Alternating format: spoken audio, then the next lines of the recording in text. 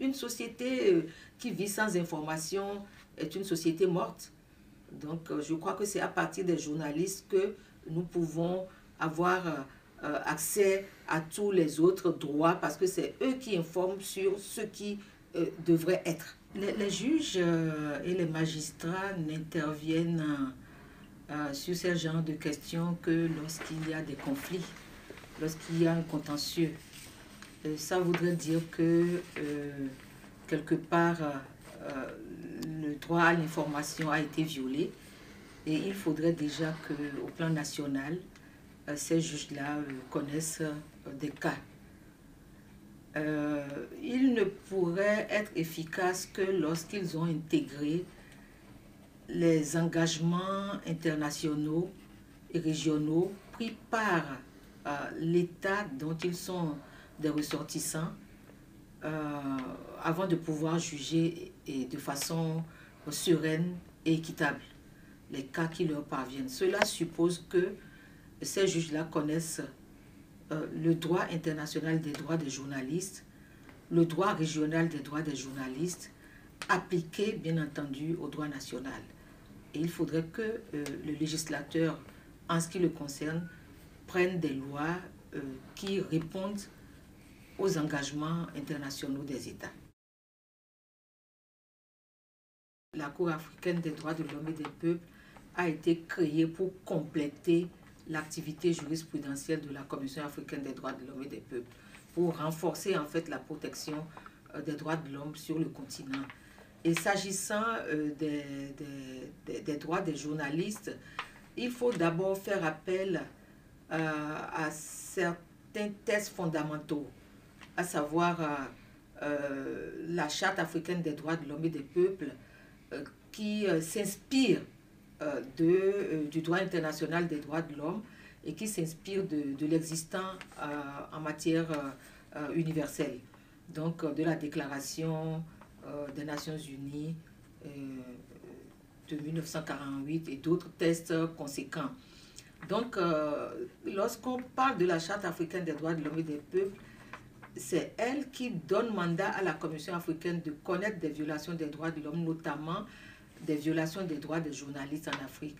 Et c'est l'article 9 de la Charte qui dit qu'on doit pouvoir promouvoir et protéger les droits des journalistes en Afrique.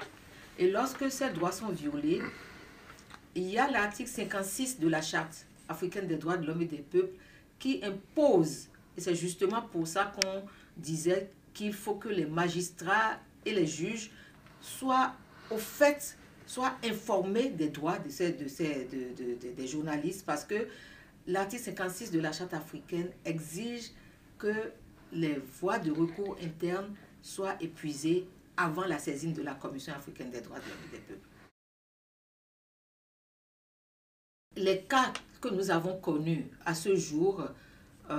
sont assez nombreux, surtout par rapport à la Commission africaine des droits de l'homme et des peuples. Nous pouvons rappeler le cas Sir Daouda Jawara,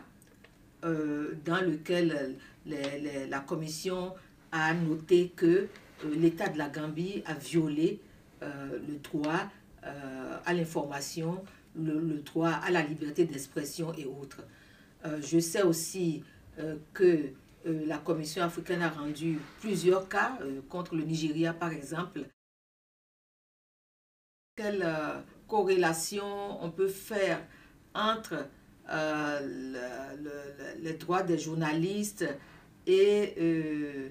la question liée au droit à la vie privée, par exemple, la question liée à la sécurité de l'État, la question liée à la raison d'État aussi, c'est que en fait les tests au plan national, à mon avis, s'agissant des droits des journalistes, sont plus rigoureux que la Charte africaine des droits de l'homme et des peuples. Par exemple, l'article 9, paragraphe 2 de la Charte africaine des droits de l'homme et des peuples stipule que les droits des journalistes doivent être respectés dans le cadre des lois et règlements. Mais lorsque les lois et les règlements en eux-mêmes violent déjà les droits des journalistes, ça pose un problème. Donc c'est pour ça que la Commission africaine travaille à mettre en place les lignes directrices dont je vous ai parlé tout à l'heure, à prendre des résolutions et autres, et à faire renforcer vraiment les droits des journalistes. Mais ce qu'il est important de faire remarquer aussi, c'est que les journalistes de leur côté, si je prends quelques exemples nationaux, s'appliquent quand même à mettre en place leur propre code de déontologie. Donc, ils doivent pouvoir faire la démarcation entre leurs droits, leurs obligations, leurs responsabilités et aussi le droit à la vie privée, par exemple.